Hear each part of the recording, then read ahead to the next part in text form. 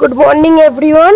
নতুন একটা দিন, নতুন একটা সকালে আর নতুন একটা ব্লগে তোমাদের স্বাগতম জানাচ্ছি। আমি মাম্পি, তোমরা দেখছো মাম্পি লাইফস্টাইল। এই দেখো বাড়িটা শেষবারের মতো পরিষ্কার করা হচ্ছে, একদম ঝিকঝ্যাক করে। একদম সমস্ত গাছের পাতা আর কি কাজের দিদিদের আনা হয়েছে দুটো তিনটে, তো তারা এসে সমস্তটা আর কি পরিষ্কার করে দিচ্ছে ঝাঁট দিয়ে। ছাদটাও পরিষ্কার করে দেবে এবং বাগানের আশেপাশে রাস্তাঘাটে যত নোংরা আছে সমস্তটা পরিষ্কার করে দিচ্ছে। আর এদিকে প্যান্ডেলে বাঁশে আর কি প্যান্ডেলেতে পর্দা লাগানো হয়ে গেছে তিরপল লাগিয়ে, আর এখানটা সামনেটা খালি বাকি আছে, আর এদিকটাও তিরপল লাগানো হবে।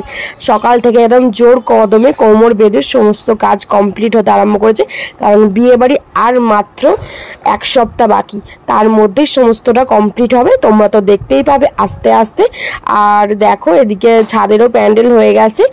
প্যান্ডেল হয়ে গেছে বলতে প্যান্ডেল তো হয়ে গিয়েছিল, বাট তিরপলগুলো লাগানো হয়নি। তিরপলগুলো আস্তে আস্তে আর কি লাগিয়ে নিচ্ছে, কারণ আকাশের ওয়েদারের কথা তো বলা যায় না, কখনো বৃষ্টি কখনো মেঘ। তো সেই বুঝেই একটু তাড়াতাড়ি করে কাজটা এগিয়ে রাখার চেষ্টা করা হচ্ছে, যাতে বৃষ্টি কোনোভাবে না হয়, আর বৃষ্টি হলেও যেন কোনো অসুবিধে না পড়তে হয়, সেই কারণে আর কি। আর ওয়েদারটা দেখেছো তো কিরকম গরম, ভাবসানি, একদম ঝলমলে ওয়েদার। এই তো জবরদস্ত কাজ চলছে একদম জোর কদমে। প্যান্ডেলের কাপড় লাগানো হয়ে গেছে, এদিকে প্যান্ডেলে ছা হয়ে গেছে, আর নিচে প্যান্ডেলে যেখানে আর কি স্টল বসবে ওখানে কাপড়ও লাগানো হয়ে গেছে। ওই ছাদে তো যেতে পারবো না, কারণ ওই ছাদটা না একটা গোডাউনের ওপর ছাদটা আর কি। আর ওই ছাদটা সবসময় নিচেটা আর কি গিলে তালা দেওয়া থাকে, কুকুর পুকুর ঢুকে যায় বলে বা কেউ উঠে বসে থাকুক। আর যেহেতু ওটা আমাদের নয়, একজনদের আর কি বলে নেওয়া হয়েছে, তো ওই ছাদে তো তোমাদের গিয়ে ভিডিও করে দেখাতে পারবো না, বাট যখন খোলা থাকবে সবাই যাতায়াত করে তখন চেষ্টা করব করার। আর এখন যেহেতু নিচে বাগানেতে প্যান্ডেল হয়েছে, বাগানে আবার ওদিকটা রাস্তা সমস্ত কিছু ছা হয়েছে, বাট এখন তো ঘড়িতে 10টা 10 বাজে, আমি এখনও বাসি ঘর তো ঝাঁট দেওয়া হয়নি, ওপর নিচে থেকে কাজ করেছে। ওপরে চা খাচ্ছিলাম, চা খেয়ে একটু এডিটিংয়ের কাজ ছিল করলাম, তো করে তোমাদের সামনে এলাম। তো এখন দেখো আমি বিছানার গোছাবো, এদিকে জামা কাপড় আছে গোছাবো, এদিকেও জামা কাপড় পরে আছে, কিছু জামা কাপড় গোছাবো। আর এদিকে দেখো পর্দাটা লাগানো হয়নি, পর্দাটা কেচেছি কিন্তু লাগানো তো এখনো হয়নি, বাট এই পর্দাটা এখন লাগাবো না। এইদিকে যে একটা পর্দা আছে না মাথার দিকে, তোমাদের দেখাতে পাচ্ছি কি, দেখো এই যে মাথার দিকে পর্দাটা আছে, এই পর্দাটা খুলে এই পর্দাটা লাগিয়ে দেবো। আর এই পর্দাটা যখন কাজ হবে এদিকে লাগানো, কারণ ওই পর্দার পেছনে অনেক জিনিসপত্র আছে, পর্দাটা খুলে ফেললে না ঘরটা কেমন একটা লাগবে। কারণ যত কম্বল, তারপর অনেক কত কি 4-5টা কম্বল, তোমাদের দাদা ভাইয়ের গাড়ির কিছু জিনিসপত্র, তারপর আরও অনেক কিছু জিনিস আছে ওখানে। তো ওই জানলাটা যেহেতু খোলা হয় না, কারণ খোলা হয় না অনেকটা কারণেই, 2-3টে কারণ আছে। কারণ যখন আমাদের এসি ছিল না, তো ওই জানলাটা খুললেই না রোদ এসে বিছানায় পড়তো, আর গরমে একটুও থাকতে পারতাম না। যেহেতু তোমাদের দাদাভাই বাড়ি থাকে না, 10 দিন 12 দিন অন্তর বাড়ি আসে, আর আমি তো সবসময় ঘরটায় থাকি, তো আমার প্রচুর পরিমাণে কষ্ট হতো। আর এসে পাখাটা চালিয়ে যে বসবো, আবার সেই খাটে উঠে নোংরা পায়ে বা কি যাই হোক, খাটে উঠে সেই জানলাটা আঁটো এ করো। আর যখন এসিও লাগানো হলো সেই একই কন্ডিশান, যদি এসিটা আমি ফট করে সে চালাই, গরম হচ্ছে কি হচ্ছে, সে আমাকে ওখানে উঠে জানলাটা আঁটতে হবে, এ করতে হবে, সমস্যার উপর সমস্যা। আর এই দিকের জানলাটা খুললেই না আমি ঘরটা আলোয় আলো হয়ে যায়। আর ঘরে তো বেশিক্ষণ থাকিই না বলতে গেলে, সবসময় তো নিচেই থাকি, জাস্ট দুপুরবেলা একটু ঘরে এসে থাকি আর রাত্রিরে শুই, সবসময় তো নিচেই থাকা হয়। তো তাই জন্যই ওই জানলাটা আর কি খোলা হয় না। ওই জানলাটা যেহেতু অনেকটা আর কি জায়গা আছে, তো ওখানে সমস্ত আর কি জিনিসপত্র রেখে দিয়েছি। আর এই জানলাটা খালি, এই জানলাটা খালি আছে, খালি আমার মেকআপের একটা ব্যাগ, ওখানে মেকআপের জিনিসগুলো আছে বলে ব্যাগটা ওখানেই রেখেছি। যেহেতু সবসময় কোথায় রাখবো বার করার সুবিধা হয়, তো ওইখানটা রাখলে আমার অসুবিধা হয় না।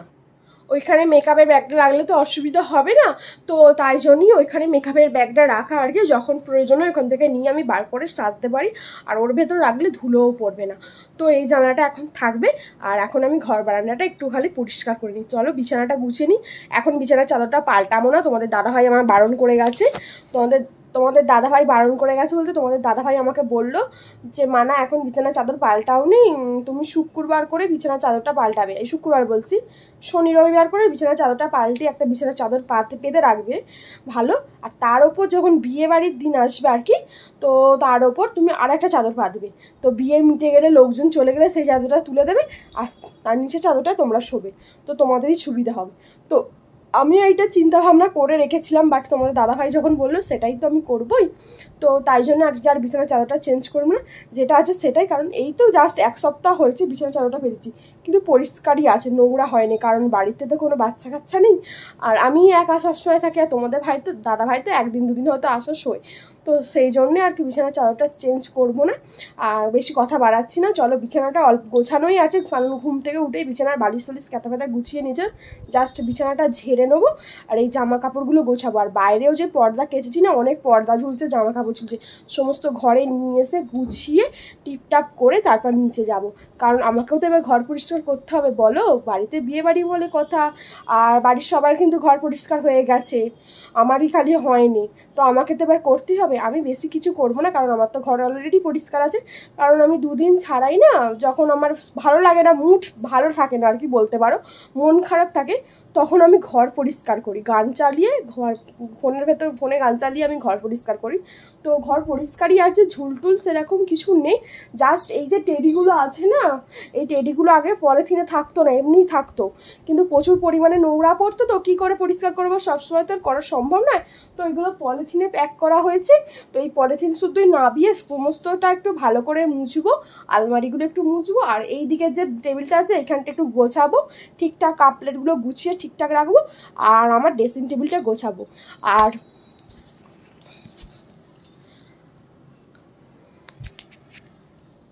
আর সোফার জন্য একটা কভার অর্ডার করেছি, বাট একটা কভার পছন্দ হয়েছিল ফ্লিপকার্টে, প্রচণ্ড পরিমাণে দাম বলছে, এখন অতটা টাকা এখন ইনভেস্ট করতে চাই না সোফাটার পেছনে, তো সোফার জন্য একটা নর্মাল একটা কভার অর্ডার করা হয়েছে, কভারটা এসে গেলে সোফাটা পরিয়ে দেবো। আর যদি ওদিকের বারান্দার কভারটা লাগানো হয়ে যায়, বাই চান্স এখন বলছি যদি লাগানো হয়, তাহলে তো ঘরের লুকটা আবার চেঞ্জ হবে, আর যদি না লাগানো হয় ঘরের লুক এরকমই থাকবে, তোমরা তো সবটা দেখতেই পাবে। চলো বেশি বকবক না করে সমস্ত কাজটা কমপ্লিট করে নিই। কালকে তো অনেক জামা কাপড় কাচা হয়েছিল প্রচুর পরিমাণে আর কি, সেসবগুলো আর কি কিছুটা শুকিয়েছিল আর কিছুটা রাজাদের ঘরে মেলা ছিল, সমস্ত জামা কাপড় একবারে তুলে নিয়ে চলে এলাম, নিয়ে এসে এবার ভাঁজ করব, কারণ বেলা হয়ে গেলে না আর ভাঁজ করা হয় না, আর কাজের প্রেসারে সমস্ত কিছু করা হয়ে ওঠে না, তাই সকালবেলাটা একটু কাজের সময় থাকে, তো সকালবেলাটাই সমস্ত বিছানাটা ঘরটা একটু গুছিয়ে নেবো, সোফাতেও এক গাড়ি জামা কাপড় পরে আছি, গুছানো করে আর কি গোছানো হয়ে ওঠে না। তোমাদের দাদাভাইতে থাকলে জানোই বাড়িতে কোনো কাজ করতে ইচ্ছা করেন, বাড়িতে বলতে ঘরের কোনো কাজ করি না, ওকে সময় দেওয়ার চেষ্টা করি, ও যেহেতু এখন নেই সমস্ত কাজটা এবার গুছিয়ে করে নেবো। তারপর ফ্রিজটাকে সরাতে হবে, অনেকটা কাজ আছে, অনেকটা হাতে সময় নিয়ে করতে হবে, কারণ সামনে বিয়েবাড়ি বলে কথা, ঘরের মধ্যে তো আর ফ্রিজটা থাকবে না, তোমরা তো দেখতে পাবে একটা একটা করে কি সুন্দর করে কাজগুলো আর কি গুছিয়ে নিচ্ছি, তোমরা দেখতে থাকো, আর আমি এদিকে সমস্ত কাপড় জামা গুছিয়ে নিই। চলো দেখো আমি একটা গামলা নিয়ে চলে এলাম, গামলাটাতে সমস্ত জামা কাপড় আর কি গুছিয়ে ভাঁজ করে রাখছি, আনলাতে আর রাখছি না, কারণ আনলাটা ওখান থেকে শিফট করে বাইরে বার করা হবে, আর ফ্রিজটাকেও বাইরে বার করা হবে, যেহেতু অনেক লোকজন আছে, বিয়ে বাড়ির ব্যাপার বুঝতেই পারছো, তো ঘরেও মানুষ কিছুজন শোবে, আর গরমের ব্যাপার তো জানোই তো, ঘরে যেহেতু এসি আছে, আর গরমে সবাই এসি ঘরটাই একটু খুঁজবে, তো সেই হিসেবেই আনলাটাকে বাইরে বার করানোর সিদ্ধান্তটা আমি আর তোমাদের দাদাভাই নিয়েছি, বাট কতটা কি হবে জানি না, কিন্তু তোমাদের দাদাভাই তো বিয়ের আগের দিন আসবে বোধ হয়, জানি না, এর আগে মাঝেও একবার আসবে, বাট তোমাদের দাদাভাই তো যেহেতু চলে গেছে আর কি কালকে, এবার বিয়ের আগের দিন ফেরার কথা, তো বিয়ের আগের দিন ফিরে তো সমস্ত কাজটা একবারে কমপ্লিট করাটা সম্ভব নয়, আবার আমার শাশুড়ি মায়েরও ঘরে আছে, ওখানে সবাইকে করতে হবে, গোছাতে হবে, অনেকটা ঝামেলার একটা ব্যাপার আছে, তাই আমি বলেছি তোমার ব্যবস্থা নিতে হবে, ঘরের সমস্ত কাজটা আমি সরিয়ে নেবো আস্তে আস্তে, কোথায় বিছানার চাদরটাও চেঞ্জ করতে হয়, বাট বিছানার চাদরটা এখন চেঞ্জ করবো না, বিয়ের সামনে 2 দিন 1 দিন আগেই চেঞ্জ করে নেবো। আর এই খাটের দিকে যে জানলাটা আছে না, ওখানেও টম্বলগুলো রাখা আছে, ওখানটা একটু ভাবছি গুছিয়ে নেবো, গুছিয়ে ওখানে কিছু কাঁচের বাসনও আছে, কাঁচের বাসনগুলো শোকেসে আর কি সাজানো থাকে, বাট তখন সাজানোর টাইম পাইনি বলে আর কি গোছানো হয়নি, ওখানে এক সাইডে পড়ে আছে গামলার ভেতর, তো গামলা থেকে নিয়ে মুছে পরিষ্কার করে ওখানে সাজিয়ে রাখবো। আর একদিকে পর্দা দেখেছো তোমরা, কেচেছিলাম খুলে, আর আজকে আর একদিকে পর্দাটা খুলে কাচবো, আর এই পর্দাটা ওদিকটা লাগিয়ে দেবো, তাহলে অসুবিধা হবে না। কারণ পেছনটা যেহেতু ঝোড় হয়ে আছে, কম্বল আছে, অনেক কিছু আছে, জানলাটা যেহেতু খুলি না, জানলাটা একটা কি বলবো, রাখার জিনিসপত্র রাখার একটা ব্যবস্থা হয়ে গেছে আর কি, ওখানটা রাখা হয়, সেই জন্য আর কি পর্দাটা খুলে রাখলে বেকার লাগবে, তাই এই কাঁচা পর্দাটা ওদিকে লাগিয়ে দেবো। আর যে পর্দাটা নোংরা হচ্ছে ওটা খুলে চেঞ্জ করে নেবো এটাই। আর বিছানাটা এবার ঝেড়ে নেবো, কম্বল ফম্বল সব গুছিয়ে রেখে দেবো আর কি, যেহেতু শীতকালের ব্যাপার না গরমকালের ব্যাপার, তো কম্বল টম্বল তো লাগবে না, তাই সমস্তটা গুছিয়ে রাখছি, যতটুকু পারছি নিজের হাতেই করার চেষ্টা করছি, তোমরা তো দেখতে পাচ্ছই। আর বাকিটা তো তোমাদের দাদাভাই এসে হেল্প করবে বলেছে, জানি না কতটা হেল্প করবে, বাট আমি নিজে যতটা পারছি ততটাই করে নেওয়ার চেষ্টা করা হচ্ছে আর কি। কারণ বিয়েবাড়ির সামনেই তো, বিয়েবাড়ির সামনে এসে গেছে যখন, সমস্ত কাজটা তো খুব জলদি টাইমেই করতে হবে, কারণ সামনে বিয়েবাড়ি বলে কথা, ঘরদোর তো অপরিষ্কার করে রাখলে চলবে না। আর নিচের লোকেদের তো সবাইয়ের ঘর পরিষ্কার করা হয়েই গেছে অলরেডি, আমার ঘরটাই খালি বাকি আছে। আমি তো একদিনে পারবো না, তো একটু একটু করেই করার চেষ্টা করব, কারণ একদিনের সমস্ত ঘরটা না পরিষ্কার করা মানে ইম্পসিবল একটা ব্যাপার। তাই আমি ভেবেছি কিছুটা কিছুটা করে 3-4 দিন করে করবো পরিষ্কার। একদিন টেডিগুলো নামিয়ে সমস্তটা পরিষ্কার করবো, একদিন খাট বিছানা আলমারিগুলো একটু মোছামুছি করবো, তোমরা তো দেখতেই পাবে। কারণ একা হাতে সমস্তটা করতে গেলে না খুবই অসুবিধা হয়, কেউ একটু হেল্প করলে ভালো হতো, বাট কেউ তো হেল্প করার নেই, সবাই সবার ঘর পরিষ্কার করা নিয়েই ব্যস্ত। তো আমাকেও নিজের ঘরটা একটু হলেও তো পরিষ্কার করে রাখতে হয়, বাট আমার ঘর তো সবসময় পরিষ্কারই রাখি, তাও যতটুকু নোংরা পড়েছে আর কি ততটুকুই পরিষ্কার করব। তো তোমরা তো দেখতে পাবেই। তো এখন আমি বিছানাটা আর কি ঝেড়ে নেবো, ঝেড়ে নিয়ে নিচে যাবো, কারণ অলরেডি তখন 11টা 20 হয়ে গিয়েছিল, সেই জন্য। তারপর রান্নার কি হচ্ছে দেখা। তো আমি নিচে চলে এসেছি, নিচে এসে দেখছি আনাজ কাটা অলরেডি কমপ্লিট হয়ে গিয়েছিল, কিছুটা আর কি বাকি ছিল, কিছুটা কাটা হচ্ছিল। আর এদিকে তরকারি হচ্ছে, ঝিঙে আলু দিয়ে বড়ি দিয়ে তরকারি হচ্ছে, আর ডাল হবে, আর আমি ভাতটা এসেই বসিয়ে দিলাম, আর কাঁকরোল ভাজাও হবে, আর মাছও এনেছিল, তো মাছও হবে, আর এদিকে গোল গোল আলু ভাজাও হচ্ছে। তো সমস্ত রান্নাটাই তোমাদের একবার দেখিয়ে দিচ্ছি, কারণ তার একটুখানি সময় পর আবার ক্যামেরাটা আমি অন করেছিলাম, মাঝে অনেকটা সময় চলে গিয়েছিল, তোমাদের আর কি দেখানো হয়নি। দেখো গোল গোল আলু ভাজা, আজকে আলুটা একটু বেশি সেদ্ধ হয়ে গিয়েছিল না, সেই কারণে এরকম অবস্থা হয়ে গেছে।